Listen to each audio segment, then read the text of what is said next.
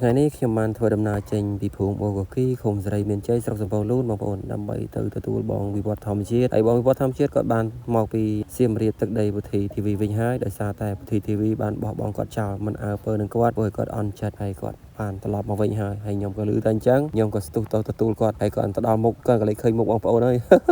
យដល់កមុខខ្មៅអែមានញញឹមក៏លេងចេញបងប្អូនហើយដោយសារពុទ្ធី TV ធ្វើបាបគាត់ពេកហើយខ្ញុំក៏ព្យាយាមសួរបងដែរថាភីវីគាត់ធ្វើបាបអីខ្លះបងធម្មជាតិគាត់អត់មកទេហើយបើមេងនេះវិញធ្វើមុខអញ្ចឹងនិយាយពីគាត់សើចសប្បាយប្រហែលជាចង់ឃើញបងកើតទៅហើយមើលទៅមេងយ៉ាប់មែនហើយបងប្អូនប្រហែលជាស្គាល់ហើយបដម្នាក់នេះដែលល្បីហើយចេញទៅពីនឹងមកបងប្អូនមកឃើញអាសំណងតរំនេះហើយមេងក៏គាត់សាកទៅដួសមកបោយមែនណាបងប្អូនមកបោយសំណំបងប្អូនអើយមកបោយមើលទៅពិតជាស្រស់ហើយបងធម្មជាតិថាំងបើសិនជាបានមកបោយអីទៀតមកគាត់នឹងធ្វើភ្លៀធ្វើអីឲ្យហូបអញ្ចឹងណាតែដោយសារតែត្រីវាឡើងមកមានវាឡើងមកតិចដល់ពេលវាឡើងមកតិចវាបានចូលតែមកបោយហ្នឹងអត់ចូលហើយដល់ពេលបងធម្មជាតិគាត់បានសាកដាក់មកបោយដែរអត់ចូលលេងបងប្អូនអត់មានចូលលេងមួយទេហើយបន្ទាប់មកយើងក៏ឃើញលោកពូឈួយចាប់សណាញ់យើងទៅឈោមើលគាត់តើបងចូលមិនចូលហើយគាត់ថាទៅបានមួយសណាញ់ហ្នឹងឯងសណាញ់អត់តាន់សើមទេតែអ្វីដែលអូសមកអាយ៉ារៀងគួរសមតែមានរៀងកត្រាក់រៀងអីដែរតែមានឆ្លាំងពីរដែរអាយ៉ាឆ្លាំងពីរនេះគួរសមបងប្អូនសម្រាប់ថាស្លម្ជូរគ្រឿងអីដាក់ត្រប់ខានតិចតួចមកអូអែមដល់ហើយត្រីខែនេះបងប្អូនដាក់មកជាតិណាស់បងប្អូនអើយត្រីស្រែយើងហើយខែនេះជិតដល់ខែរដូវលេងសណាញ់ហើយបងប្អូនធីមអ្នកបងសណាញ់គួរតែត្រៀមបដាហើយអ្នកម្នាក់សណាញ់ពេញផ្ទះអស់ហើយមួយធ្វើឡើងស្អាតភ្លឹងហើយបន្ទាប់ពីយើងបងត្រីមើលលោកពូបងត្រីហើយយើងក៏ជិះម៉ូតូមកផ្ទះច័ន្ទណា KH ហើយមើលទៅបងប្អូនអើយស្រោវាលស្រែខ្ជូខ្ចីមែនទេហើយមេនេះក៏ជិះនាំផ្លូវឯងមកដល់ផ្ទះច័ន្ទណា KH ពីអ្នកប្តីប្រពន្ធគេនេះអត់មានធ្វើអីទេគិតតែពីរឿងរលុយបណ្ដោយមើលទ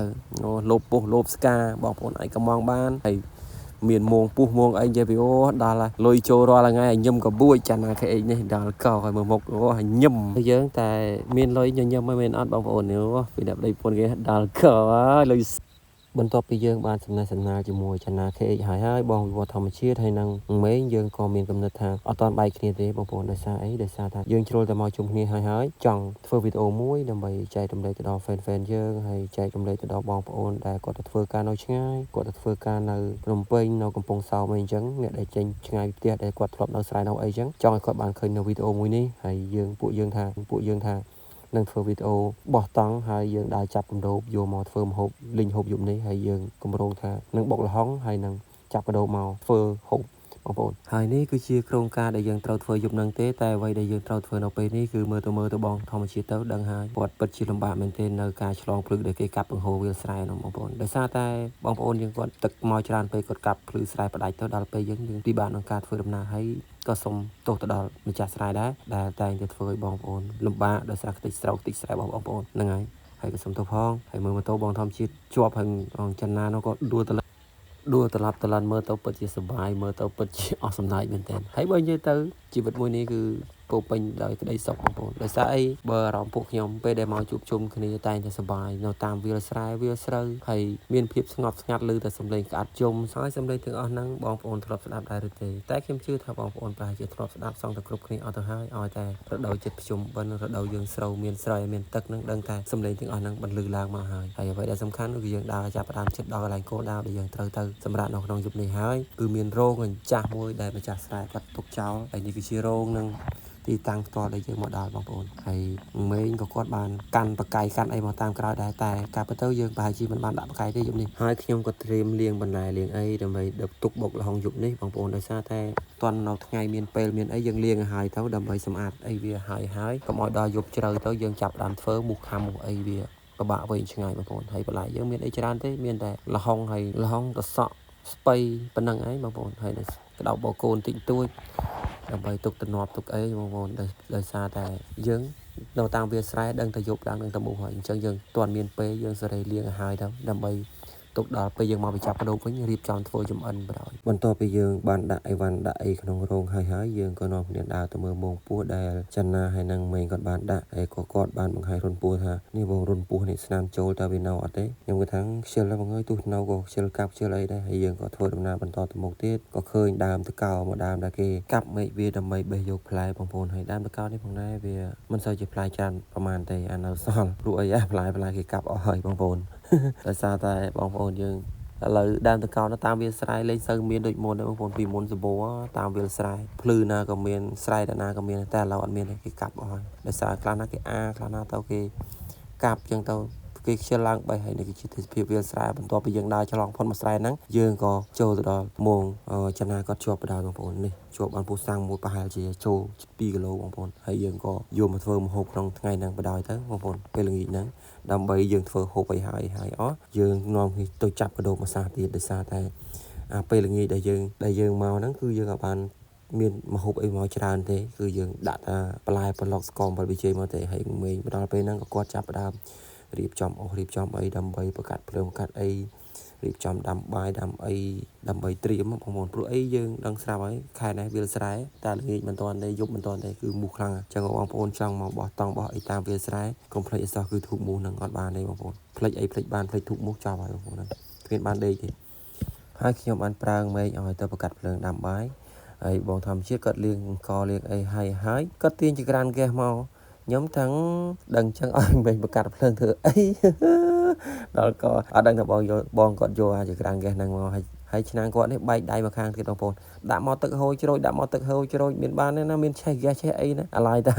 អាឆ្នាំងវាបែកណាបងប្អូនដាក់មកហូរអាទឹកនឹងចូលអាហ្គាសគ្មានតែឆេះគ្មានអីទេបងប្អូនតែរំតែកាយអង្គកាយអីចេញខ្លះហើយគាត់ក៏យកដីបិទយកដីបិទពីក្រៅបងប្អូនហើយខ្ញុំក៏មិនបើងឯបងអង្គយូរដែរខ្ញុំក៏រៀបចំធ្វើពោះធ្វើអីដើម្បីកោសវាកោសអីកោសសកាកោសអីវាស្អាតដើម្បីយើងធ្វើម្ហូបល្ងាចនឹងមុនយើងទៅចាប់កដោបងប្អូនហើយពោះសាំងនេះផងដែរបងធម្មជាតិគាត់បាននិយាយថាគាត់នឹងធ្វើមុខម្ហូបមួយដែលមានឈ្មោះថាចង្ហុយទឹកស៊ីអ៊ីវ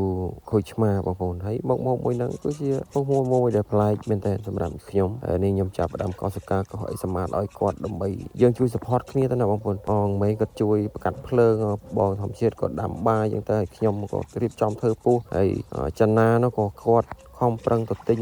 វិជារត់ការទៅទិញបន្លែទិញអីថែមគ្រឿងក្រខ្វះគ្រឿងអីគាត់ជិះម៉ូតូទៅយកទៅណាត់តាត់ទិញឲ្យពោះនេះបងតែបងប្អូនអើយធាត់ល្អដល់កបងប្អូននិយាយទៅពោះមួយក្បាលនេះសង្សឿសម្រាប់តែពោះមួយនេះគឺធាត់មែនទែនខ្លួននឹងព្រែកតែបើពោះសង្សឿនៅខែនេះភាគច្រើនគឺស្គមបងប្អូនហើយនេះគឺជាទស្សនវិជ្ជាពេលល្ងាចដែលយើងត្រៀមនឹងចម្អិនម្ហូបជុំគ្នាហើយយើងនៅសម្រាប់នៅទីនេះមួយយប់ដើម្បីធ្វើ content ដើម្បីធ្វើវីដេអូចែកបងប្អូនទស្សនានៅពេលយប់ព្រលឹមហើយយើងក៏សេរីត្រង់រកគោលកៃរកអីដើម្បីយកមកចងយកមកអីវាដើម្បីយើងស្ងោរព្រោះអីពោះយើងមានឆ្នាំងតូចយើងត្រូវតែចងវែលចេះបងប្អូនបើយើងអត់ចងវែលចឹងទេយើងកាប់វាស្ងោរក្របហុយបងប្អូនយើងចងវែលចឹងឯងមូវាចិត្តចឹងមកយើងចងវាស្អាតដើម្បីចងវែលស្ងោរវាហើយយើងក៏ចាប់ផ្ដើមស្ងោរចាប់ផ្ដើមអីចឹងហុយដាក់គ្រឿងដាក់អីទៅដល់ពេលវាចាប់ផ្ដើមឆ្អិនបានយើងបានបងធម្មជាតិធ្វើគ្រឿងម្សៅទៀតបងប្អូន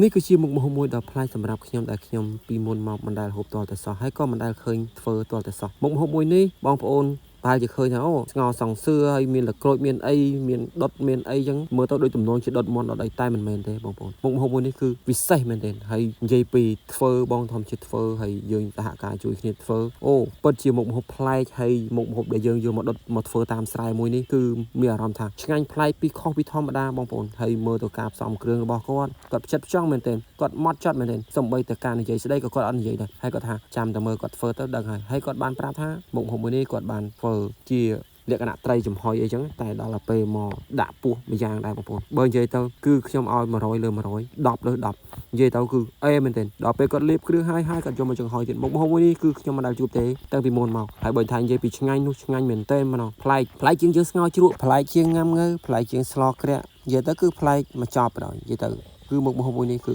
100លើ100បងប្អូនហើយបើបងប្អូនចង់ដឹងមុខម្ហូបមួយនេះឈ្មោះអីបងប្អូនចាំតាមដាននៅវីដេអូស្អែកខ្ញុំនឹងប្រាប់លម្អិតពីរបៀបធ្វើជាចុងក្រោយក៏អរគុណបងប្អូនទាំងអស់អាយយនេះហ្នឹងมันឆ្ងាញ់តិចថាអត់ឆ្ងាញ់ទេនេះបងប្អូនភ្លុករសជាតិម្ហូបថ្មីនេះសង្សឿជាមួយនឹងចំហុយក្រូចឆ្មាទឹកស៊ីអ៊ីវនេះមើលបងប្អូនមកខ្លាញ់សំតិចដល់អូឆ្ងាញ់ណាឆ្ងាញ់មែនណាបងប្អូនទាំងគ្នាមិនសំដែងនិយាយមែនណាបងប្អូនក្រូចឆ្មាចិត្តស្រាវមកដាក់ចំហុយជាមួយអីដុសបាយទៀតហ៎យ៉ាប់ដាច់យប់ដល់យើងយប់មិនយប់យើងមានហូបតែហូបបានមិនបាច់ហូបបានដាច់យប់យើងនឹងមានយប់ទៀតណា មើលបងចំណាដាក់មួយមួយម៉ាត់អុយវាមានជាតិមកស្រូបទឹកស្អ៊ីវយើងហ្នឹងហើយបាទតែមើលហ្នឹងស្រូបពីលើនៅខ្លាញ់យ៉ាងមកនេះវត្តណោះអែមណាស់អូយអស្ចារ្យអូខេបងប្អូនវីដេអូហ្នឹងសុំស្លេះប៉ុណ្្នឹងឯងបងចំណាទូរស័ព្ទបងចំណាឯងតាំងក្នុងជើងកាមេរ៉ានោះអូខេថតចូលដូចនោះថតបានខ្ញុំថតបានខ្ញុំតាមមួយមើលរៀងមួយចុំបើ10ប្រមាថចេញប៉ះប្រមាថបាត់ខ្ញុំអរេគ្រាប់ក្រូចឆ្មាគឺឆ្មាទៅខ្ញុំប៉ះគឺឆ្មាដែរប្រមាថដាក់នេះមួយកែវបាច់ផឹងប៉ះប្រមាថនេះបងចំណាបានម្ហូបថ្មីហើយនេះមិនចាស់ពេកមើលស៊ូចាស់ពេកមើលរសជាតិមិនបែបម៉េចរសជាតិឆ្ងាញ់ណាស់បងអើយឆ្ងាញ់ណាស់បងអើយឆ្ងាញ់អត់មានឃើញហូបទេអង្គុយបេះលិតទេហូបចាំមើលដាក់ពេញមើលដាក់ពេញមើលហើយនេះមកហូបយើងមកដាក់មើលអស់បាត់ខ្ញុំចូលយ៉ាត់ខ្ញុំចូលឈ្ងុយបងអូខេអូឆ្ងាញ់ដល់ពោមើលរីករាយនេះហើយសុកស្រែសบายចុំយ៉ាចុំយ៉ាហ៎បងហ្វូកាសនិយាយលេងតិចអត់ហ៎នេះចូលទៅលេងបានថាđây ở đây bọn anh cho bạn riêng xa hot ở đây mà tay nhauចូលទៅលេងxong rồiបានហូបបាយហូបទឹកឯងខ្ញុំសំខាន់វីដេអូបងដល់ទៅលេងវីដេអូសិន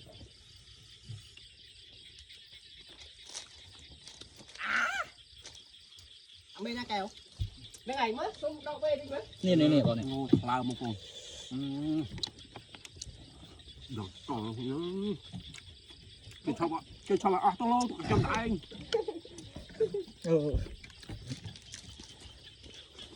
មើលមិនចាញ់ជាមួយហង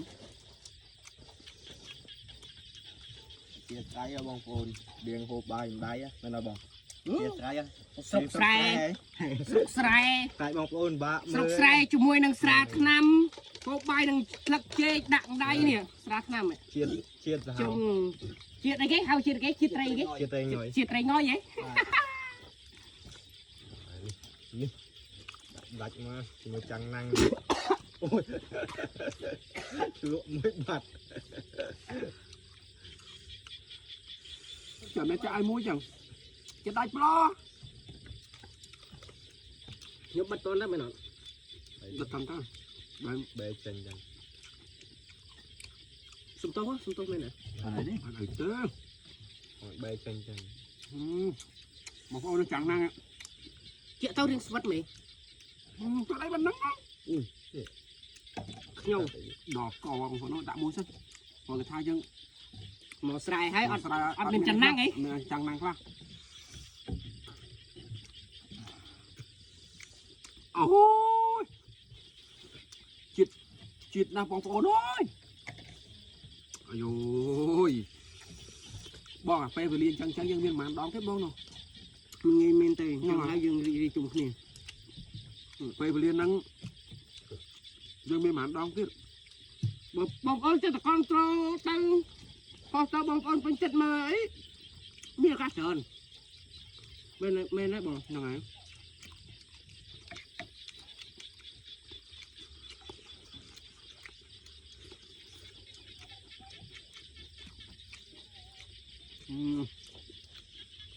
អូខេនឹងយកទៅចូលសម្លេងបែកអូហូប៉ះឡេះទៀតណាចំយើឲ្យលេមែនតេណាបងប្អូនអើយ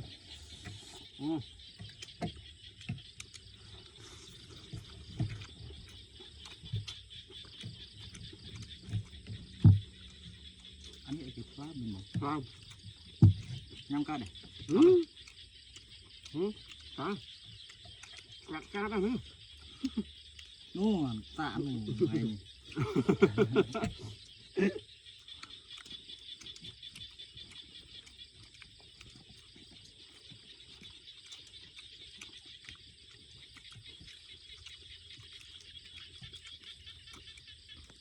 ចាំមកទៅសាបឱកាសពិតជាអេមែនតើមានក្អាត់មានអីយំស្រុកស្រែស្រែជ្រាបចលបាកាបយាកាអូអារឿងហ្នឹងចឹងហីយោ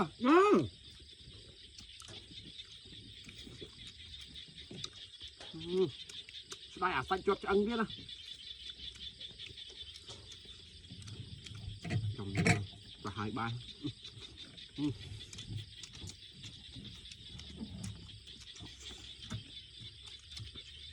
mà xin thằng mê cho anh mê cạnh kia cảm ơn con chơi bye bye sụp đá